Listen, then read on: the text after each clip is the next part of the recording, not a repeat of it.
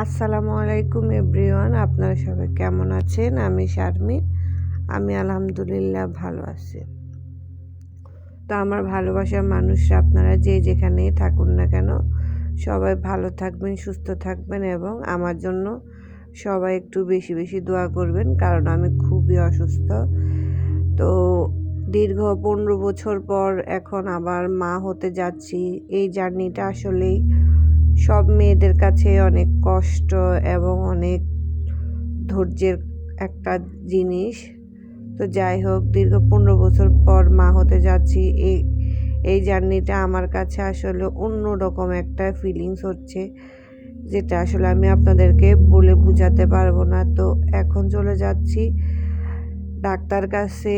তো ডাক্তার কাছে যাব ভাবছিলাম, এরকম কোনো ভিডিও আপনাদের সামনে আমি তুলে ধরবো না, যেটা আসলে মানুষ অনেক কথা বলে। তো তারপরেও ভাবলাম যে আমি যেহেতু ছোট ছোট ভিডিও এবং অনেক ব্লগ টক ছাড়ি, তাই ভাবলাম যে আপনাদের সাথে আমার খুশির ইয়াটা না শেয়ার করলেই নাই। তাই আমি আপনাদের সাথে আমার এই ছোট্ট এই ব্লগটা শেয়ার করতেছি।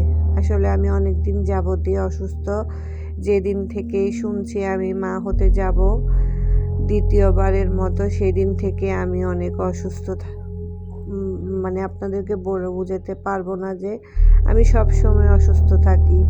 আমার খাওয়া বলেন, দাওয়া বলেন, সব কিছুতেই অনেক সমস্যা। তো যাই হোক, এখন আমি আমার বোনের মেয়ে আমাকে রেডি করে নিয়ে যাচ্ছে ডাক্তার কাছে।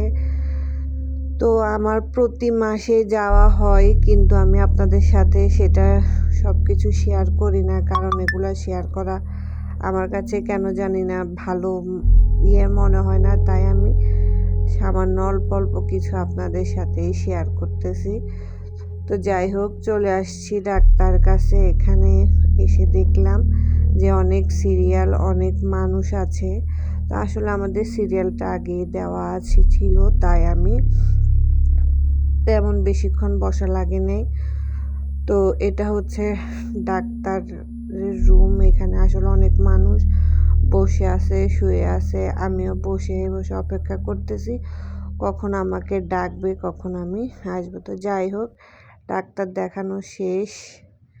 ডাক্তার বলছে যে আসলে সব কিছু ভালো আছে, ঠিক আছে।